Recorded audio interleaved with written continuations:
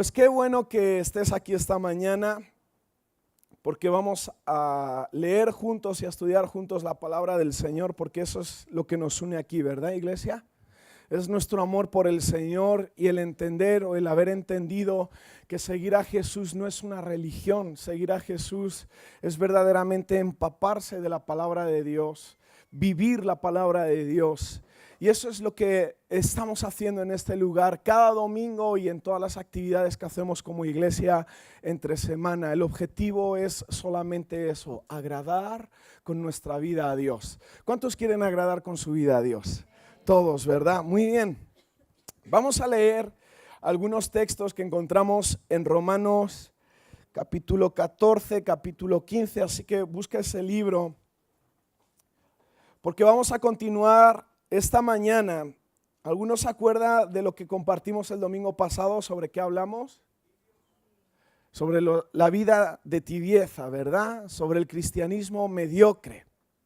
Nos damos cuenta que muy cerquita de nosotros todos podemos conocer a personas que dicen que conocen a Dios o aman a Dios, pero verdaderamente vemos que el resultado de sus vidas no va acorde a lo que sus palabras dicen.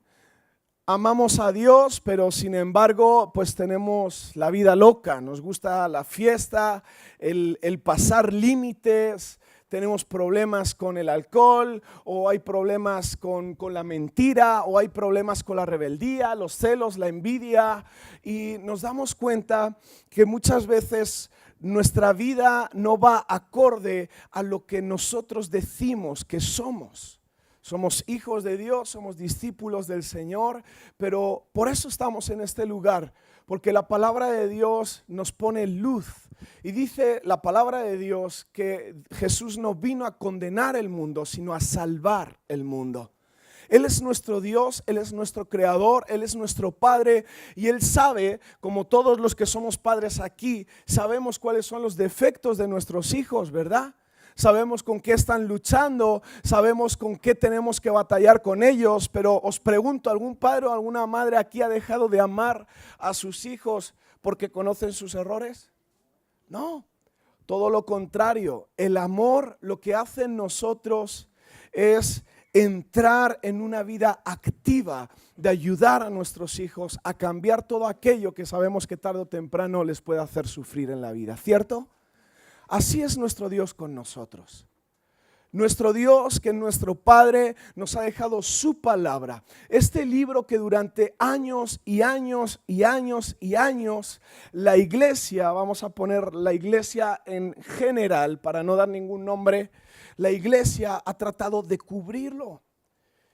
Y sin darnos cuenta, la sociedad desde hace incluso miles de años atrás ya existían los fariseos y todos aquellos religiosos que conocían la palabra de Dios aquí en su mente, pero no practicaban. Y Jesús mismo tuvo una pelea constante con ellos, de decirle: conocéis la palabra de Dios, pero no la vivís. Eso no es el evangelio que yo busco de vosotros.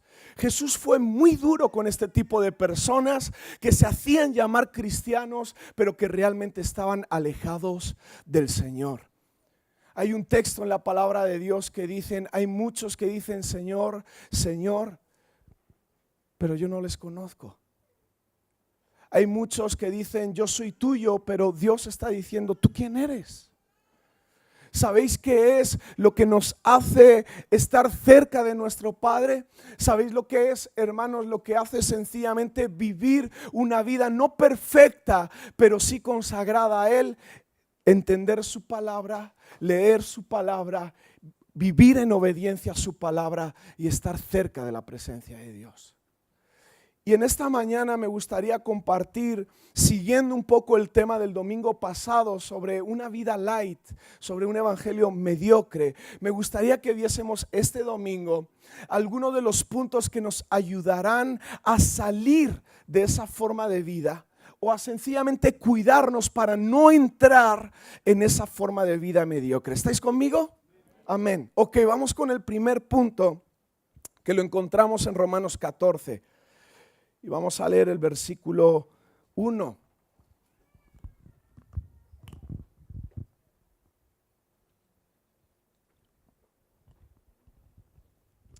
Leemos: recibid al débil en la fe, pero no para contender sobre opiniones, porque uno cree que se ha de comer de todo, otro que es débil come legumbres. El que come no menosprecie al que no come, y el que no come no juzgue al que come, porque Dios le ha recibido. Quiero explicarte por unos instantes antes de entrar a estudiar este punto, explicarte de qué está hablando. En este momento, Pablo, que está escribiendo esta epístola a los romanos, a la iglesia en Roma, está en un momento en su vida donde está cambiando ciertas cosas que se habían instalado en la iglesia en este tiempo que no iban acordes a la voluntad del Señor. Dice la antigua ley mosaica, la de Moisés, que no era lícito comer ciertas cosas y por lo tanto toda esa serie de costumbres habían entrado en la iglesia. En este momento, una de las cosas que Pablo quiere hablar a la iglesia es sobre entrar en la libertad que Jesucristo nos llamó a vivir. Cuando Jesucristo vino, lo que hizo fue romper el yugo de la ley. Fue romper el peso de la ley. Porque la ley antiguamente era: si tú robas, mueres. Si tú no haces esto y estas oraciones y de esta forma, no sirves. Y así era continuamente. Y mucha gente huye de las cosas de Dios porque todavía piensan que vivimos bajo ese yugo de esa ley.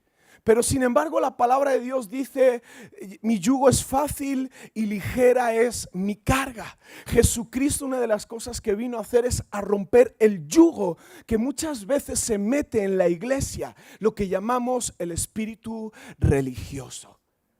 Y entendemos, porque la palabra de Dios también nos lo dice, que la religión mata al hombre. No hay nadie perfecto bajo el sol. En ningún momento en la palabra de Dios se nos dice que como hijos de Dios podemos ir a otro hombre pecador, confesarle nuestros pecados y que ese hombre pecador nos libre del pecado. Ese hombre no tiene ninguna potestad para librarnos del pecado. El único es Jesucristo. ¿Por qué muchas veces, sin darnos cuenta, la gente ha entrado en un sistema religioso que mata? En un yugo difícil de llevar. Lo que en este texto nos está hablando sobre el asunto de la comida, de cómo se regía el asunto de qué comer, qué no comer dentro de la iglesia. Una de las cosas que Pablo nos quiere hablar por medio de este contexto es lo siguiente. Versículo 3, lo hemos leído. El que come, que no menosprecie al que no come. Y el que no come, que no juzgue al que come, porque Dios los ha recibido a los dos. Muchas veces dentro de la iglesia nos damos cuenta que luchamos continuamente con: pues yo no entiendo por qué él hace eso, pues yo no entiendo por qué ella no hace lo otro, pues es que mi forma es esta, y es que yo no entiendo por qué el otro no lo hace como yo, y es que él está mal, pero yo estoy bien. Siempre en la iglesia es así, ¿verdad? Los demás están fatal y yo estoy súper bien. Siempre nos comportamos de esa forma. ¿Por qué? Porque somos seres humanos. Y en nuestra carne llevamos esto. Todo el mundo se equivoca, pero yo llevo la razón. ¿Sí o no? Cuando discutimos las parejas, ¿es así o no? ¿Por qué discutimos? Porque los dos llevamos razón. Si no, no discutiríamos. ¿Estáis aquí? ¿Os pasa a vosotros o solo a mí? Yo siempre llevo razón, pero mi mujer no lo entiende. Y sin embargo ella cree que siempre lleva razón y yo nunca lo entiendo. Así funcionamos y continuamente nos metemos en batallas. Nuestros hijos se pelean. Es que yo llevo razón porque yo le dije: no, papá, yo llevo razón. Siempre el ser humano queremos llevar la razón. Y no entendemos que uno de los fundamentos importantísimos dentro de lo que es la vida de iglesia es tolerancia. Apúntalo ahí. El primer punto, la tolerancia. No todos van a entender el reino de Dios como tú lo entiendes. No todos van a vivir con la pasión a lo mejor con la que tú vives el reino de Dios. En el reino de Dios a algunos les gusta saltar como locos y a otros no hay quien les mueva de su sitio. Dice la palabra de Dios que David estaba entrando después de la guerra por la ciudad de Jerusalén y su esposa le vio por la ventana danzar y gozarse porque él estaba adorando al Señor después de haber ganado una batalla, y su esposa, dice la palabra de Dios, que le menospreció en su corazón. Y David le dijo: aún más vil me haré por causa de mi Dios. Es decir, yo puedo ser rey, yo puedo tener un cargo importante, pero para mi Dios yo me despojo de todo eso y yo le doy todo. Yo soy más de ese tipo de personas, un poco locochón que se llama. Hay otros que les gusta ser más tranquilos. Hermanos, tolerancia. Hay cosas en las que los fundamentos bíblicos tenemos que tener una unidad. Todos tenemos que caminar hacia la misma dirección. La doctrina tiene que ser para todos iguales. Ahora, en las diferencias tenemos que aprender a tener tolerancia. ¿A ti no te gusta aplaudir? Pues bueno, a lo mejor hoy no, a lo mejor más adelante Dios te va mostrando que debes aplaudir, o a lo mejor no, no pasa nada. Lo importante es que caminemos todos en la voluntad del Señor. ¿Estáis conmigo? Vamos a estudiar un siguiente punto que lo encontramos ahí cerquita en el versículo 18. Porque el que en esto sirve a Cristo agrada a Dios y es aprobado por los hombres. Así que sigamos lo que contribuye a la paz y a la mutua edificación. Este punto es importante, hermanos, porque nos damos cuenta que hemos sido llamados a ser lo que Dios es. Como iglesia tendríamos que ser un reflejo de lo que Dios es en esta sociedad. ¿Cómo Dios se comportaría? ¿Cómo Dios haría? ¿Cómo Dios pensaría? ¿Cómo Dios reaccionaría? Eso nos va a ayudar a que en el entorno en el que tú vives todas las cosas vayan a mejor. Cuando tú respondes a tu esposa de malas maneras, ¿cómo respondería Jesús? Cuando tú hablas a tu esposa de cierta manera, piensa cómo la hablaría Jesús. Cuando tú estás en tu trabajo y quieres llevarte algo que no te pertenece, piensa, ¿Jesús lo haría? ¿Cómo te comportas con tus hijos? ¿Jesús se comportaría así con sus hijos? En este versículo nos está hablando que sigamos, es decir, que entremos en este caminar, en este camino donde entramos en una vida activa. Contribuye, ejercítate, hazlo, trabájalo. Eso es lo que esa palabra nos está diciendo. Hazlo. ¿Haz qué? Haz paz y ayuda a la mutua edificación. Nuestro Dios es un Dios de paz. Muchas veces nosotros, sin darnos cuenta, vivimos en conflictos que nosotros mismos buscamos. Muchas veces nosotros mismos no reconocemos que cerca de los que Dios ha puesto cerca de nosotros, Dios nos está llamando a amarles, a tener paz con ellos. Y sin embargo, muchas veces hacemos todo lo contrario. Nos metemos en problemas, en dificultades, en juicios, en celos, en envidias. Y lo que estamos haciendo, ¿sabéis, hermanos, con este espíritu? Es romper la paz en su iglesia. Quizás alguno de los que estáis aquí habéis tenido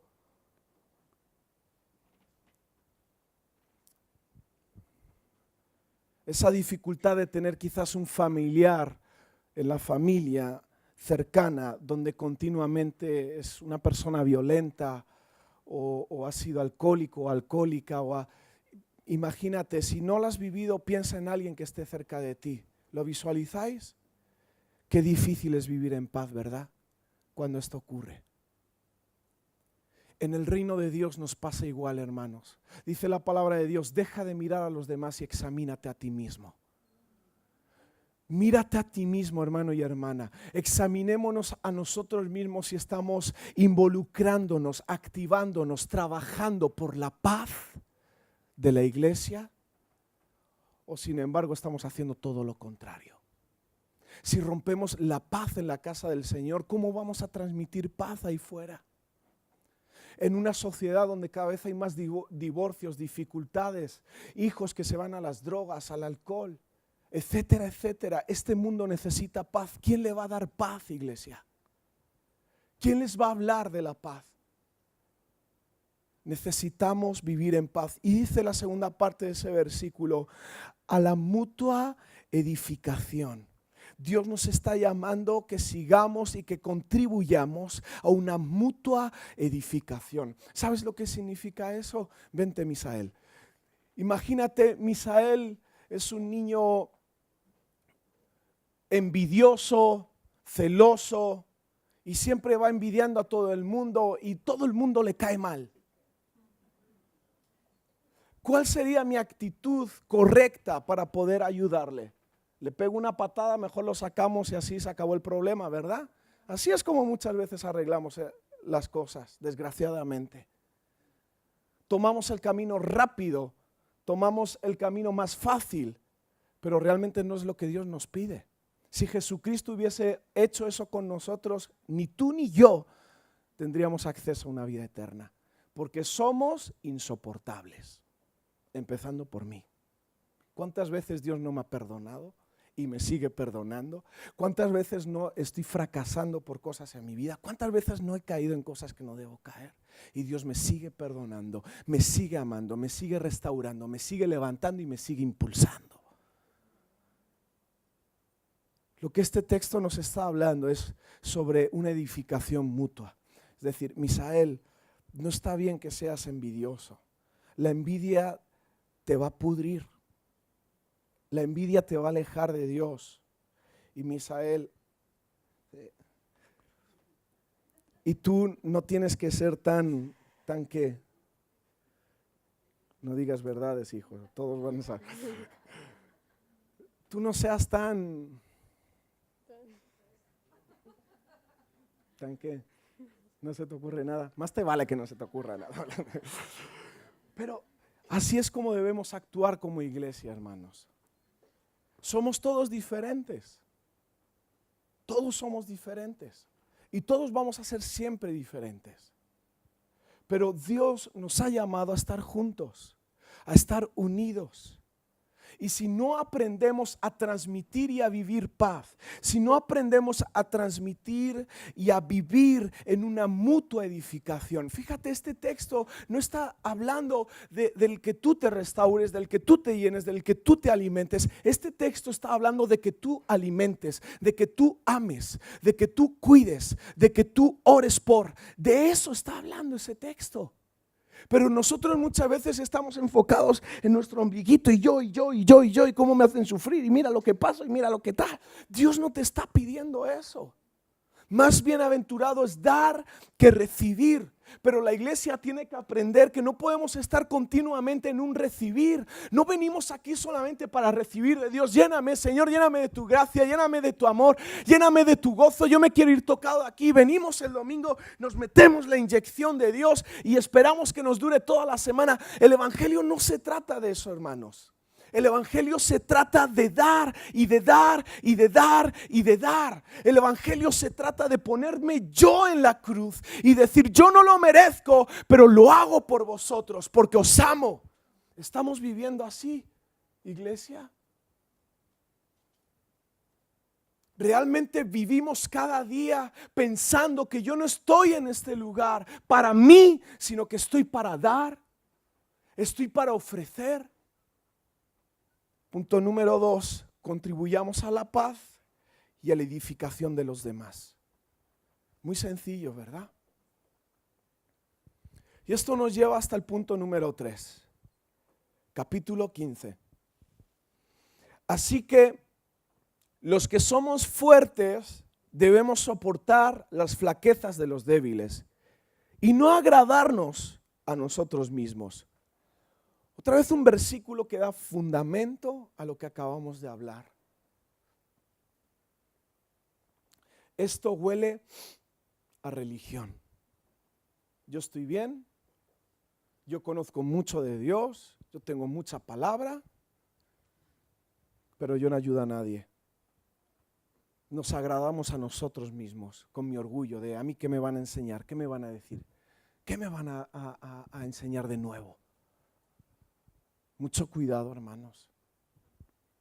Cada uno de nosotros agrade a su prójimo en lo que es bueno. ¿Para qué?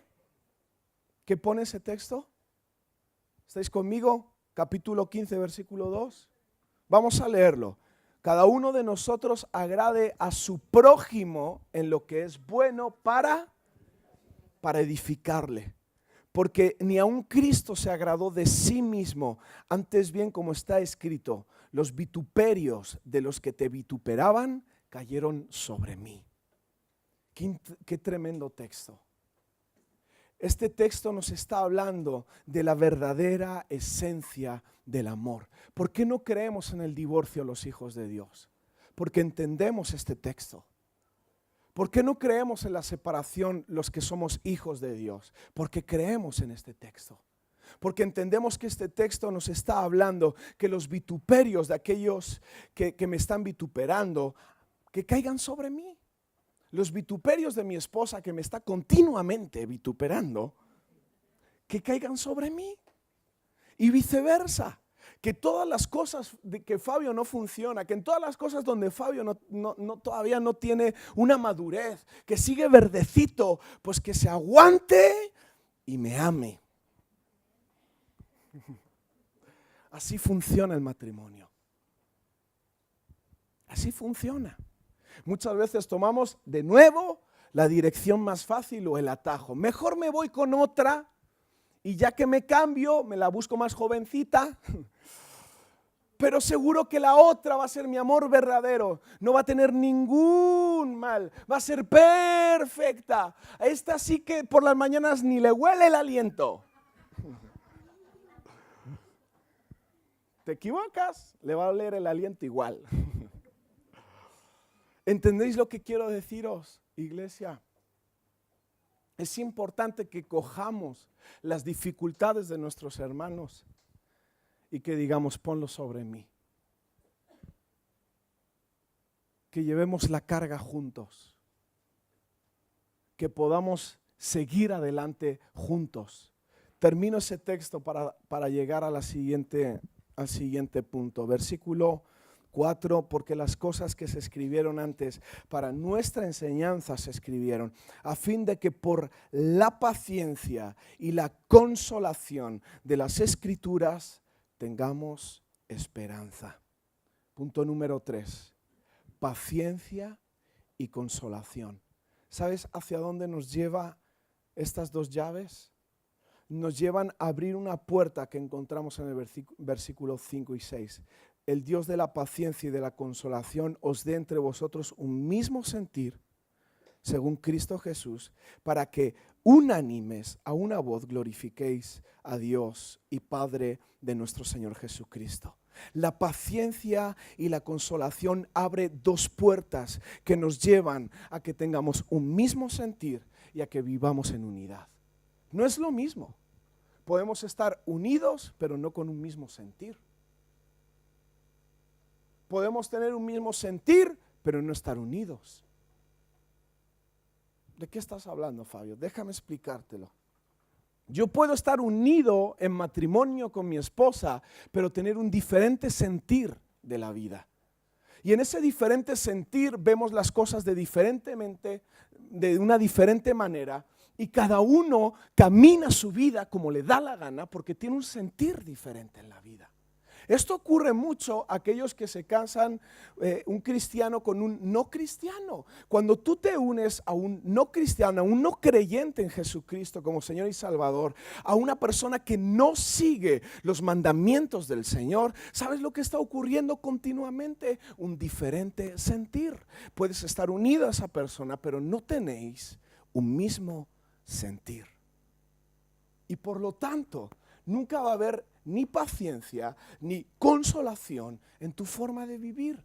Porque todos sabemos que cuando caminamos con diferentes personas o con personas iguales, pero con diferentes sentir, continuamente está habiendo dificultades, ¿sí o no? Yo no quiero ir hacia allá, yo quiero ir hacia acá. Yo quiero que mis hijos vayan hacia esta dirección, pero es que ella quiere que vayan hacia esta dirección. Y continuamente va a ser un problema, ¿verdad? ¿Alguien sabe de lo que le hablo? En la iglesia ocurre lo mismo, hermanos. En la iglesia podemos estar aquí todos juntos, pero con diferente sentir. Y un diferente sentir nos lleva a la división. Por eso es tan importante que tú entiendas la visión de Dios para esta iglesia. Por eso es tan importante que tú entiendas que fue Dios el que te puso en este lugar. Que no fue el azar, la casualidad o el que, no, fue Dios que te puso aquí. Porque tú y yo necesitamos trabajar para poder tener paciencia y consolación por medio de su palabra en un mismo sentir y en unidad. ¿Estás conmigo, iglesia? Y termino, no termino, me quedan 2 cositas más. Versículo 13, saltamos. El Dios de esperanza os llene ¿de qué? De tristeza.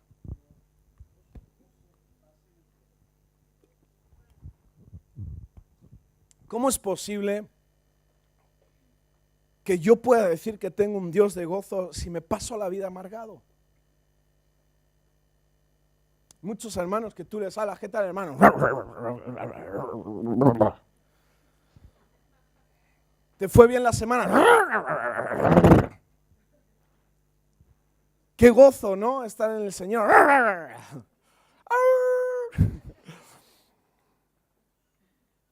Están amargados, tristes, desesperados, hundidos. ¿Dónde está Dios en todo eso? Pero Dios nos permite tener un momento de... Claro que Dios nos permite. Dios es nuestro creador. Sabe que Él mismo nos creó con la capacidad de estar tristes. Yo te estoy hablando de una forma de vida donde tú vives en la tristeza, donde tú te revuelcas en el desánimo, en la depresión, donde tú estás a gustito ahí. Ya te dieron tus pastillitas y qué ricas pastillitas que me hacen dormir. Y lo adaptamos como forma de vida, no entendiendo que nuestro Dios es el Dios que nos llena de gozo. Si no hay gozo en tu vida, hermano, hermana y hermano, tú tienes que venir al Señor y que te revele cuál es tu problema. El problema no es lo que los demás están causando sobre ti, es tu problema sin arreglar. Eso es lo que te está llevando al desánimo, a la tristeza, a la rebeldía. Tu problema. No, es que me tienes que entender porque la mujer que tengo no hay quien la aguante. ¿Pero qué te crees que solo a tu mujer hay que aguantarla? ¿La mía qué? Me la aguanto yo.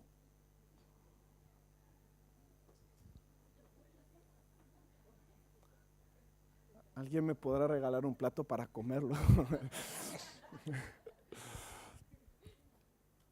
Pero así es. Así es. Dios es un Dios que nos llena de gozo. Claro que podemos pasar un momento difícil y estamos en un momento difícil y estamos mal y estamos tristes, pero no te quedes en esa forma de vida. Revélate ante esa forma de vida.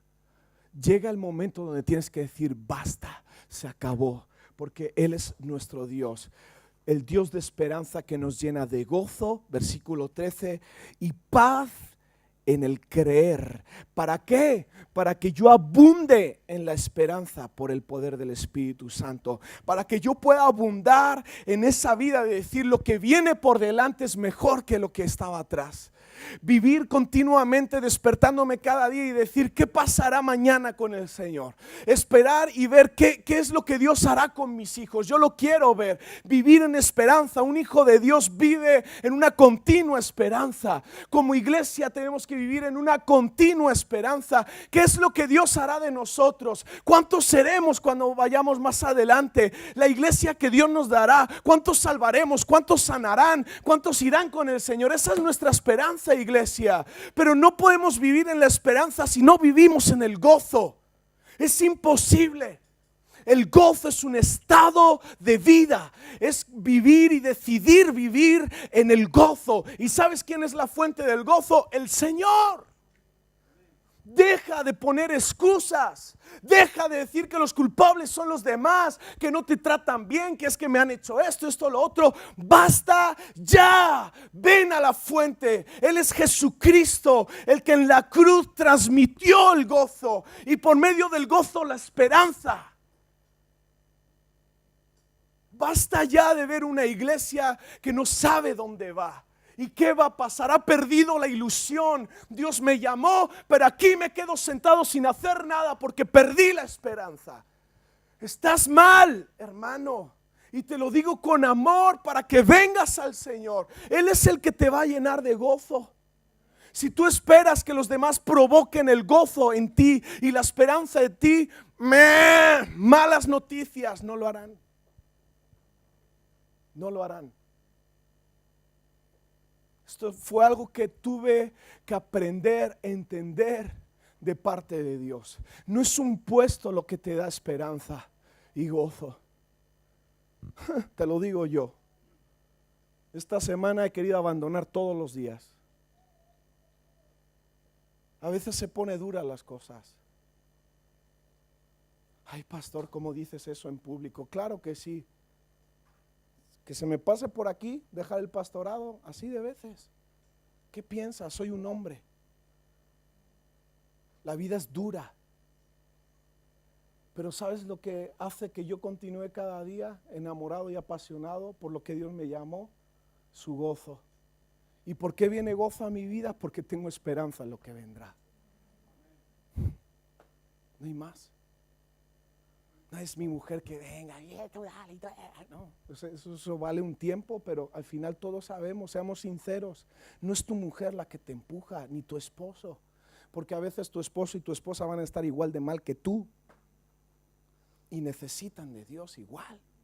¿Estás conmigo? Y fíjate lo que dice después, un poquito más adelante, versículo 14. Estoy seguro de vosotros, hermanos míos, de que por vosotros mismos estáis llenos de bondad, llenos de todo conocimiento, de tal manera que podéis amonestaros los unos a los otros. Qué importante cuando yo vivo como una vasija frágil, moldeable, un barro que se puede trabajar. El momento en el que tú y yo perdamos esa facilidad de ser moldeables, tú estás entrando en una religión. Y la palabra de Dios dice, la religión mata. Cuando tú ya no dejas que los demás vengan y con amor te digan, oye, esto no está bien. Y que con amor te digan, si no cambias de actitud, vas a vivir una consecuencia. No puedes hablar así, no puedes estar siempre así. Al hermano de antes de vete y dile, hermano, deja de estar amargado, por favor. ¿Qué necesitas? Voy a orar por ti, porque es que siempre que te veo tienes una cara de perro bulldog impresionante. Pero te amo, hermano, y voy a orar por ti. ¿Qué te ocurre? ¿Qué te pasa? ¿Estáis conmigo? Qué importante cuando somos moldeables, cuando nos podemos amonestar los unos a los otros, cuando podemos ser frágiles, porque dice la palabra de Dios, el poder de Dios se manifiesta o el poder de Dios se multiplica, el poder de Dios aumenta cuando hay debilidad en el hombre. Y esa debilidad no es que, no, la debilidad es reconocer que no somos nada sin Él. ¿Sí estás conmigo? Y termino ahora sí que lo prometo de verdad con Romanos 5. Versículo 3. Y no solo esto, sino que también nos gloriamos en las tribulaciones, sabiendo que la tribulación, ¿qué produce? Paciencia. Y la paciencia, ¿qué produce? Y la prueba y la esperanza no avergüenza. Porque el amor de Dios ha sido derramado en nuestros corazones por el Espíritu Santo que nos ha sido dado. Qué increíble texto. Esa palabra quiero que la notes bien, perseverancia. Porque esa palabra te puede salvar la vida. ¿Cuántos han tenido ganas de abandonar aquí? Sé sincero, sé sincero. ¿Ha tenido ganas de abandonar? Levanta tu mano bien, grábame a todos estos pecados. Todos. Todos. ¿Cuántos no han tenido ganas de abandonar en su matrimonio? Confiesa, confiesa, hoy estamos confesando pecados. No mintáis, levanta tu mano que la vea bien. Esposa, yo también. Todos. ¿Cuántos no han querido abandonar con sus hijos alguna vez? Hijos, ¿cuándo no habéis querido abandonar? Todos. Escúchame bien, el abandono forma parte de nuestra carne. El ser humano nacemos en nuestra carne con este deseo de abandono. Somos frágiles negativamente hablando en cuanto las cosas se ponen difíciles. Cuando las cosas se ponen difíciles, lo que solemos hacer es abandonar, tirar la toalla. Es así, no te sientas culpable. No te sientas culpable, somos así todos. Los que levantaron la mano y los que no también. Lo sabemos. Todos queremos abandonar. Todos tendríamos razones suficientes para abandonar. ¿Sí o no? Todos podríamos pensar en, es que esto y esto y esto y esto, no, ya estuvo bien. ¿Cuántos no han dicho ya está bien? Sin embargo, ¿sabes lo que trae el éxito a nuestras vidas? La perseverancia. En todas las áreas de nuestra vida, si tú no aprendes a perseverar, tú vas de camino al fracaso. Y te vas a perder lo que habría sido si hubieses perseverado. Eso es lo más triste de todo. Y esta semana Dios me ha vuelto a recordar esta palabra, persevera, persevera, persevera, persevera. Porque ¿sabes lo que hace la perseverancia? En las tribulaciones, sabiendo que la tribulación produce paciencia. La prueba produce esperanza. La esperanza no avergüenza. Paciencia, esperanza y vivir con la cabeza alta. Paciencia, esperanza, vivir con mi cabeza alta. Alex, Ligia, Alex es un regalo de perseverancia. ¿No? Ximena, Manuel, un milagro de perseverancia. Pero hoy aquí están los dos cabezones. Se negaban y aquí Dios los tiene hoy. ¿Cuántos cabezones hay aquí? Fue la perseverancia de alguien que tú estés aquí hoy. Persevera, Rubén, persevera. Persevera. Persevera, hermano. Por allí al fondo, perseveren. ¿Estáis conmigo? Vamos a ponernos en pie.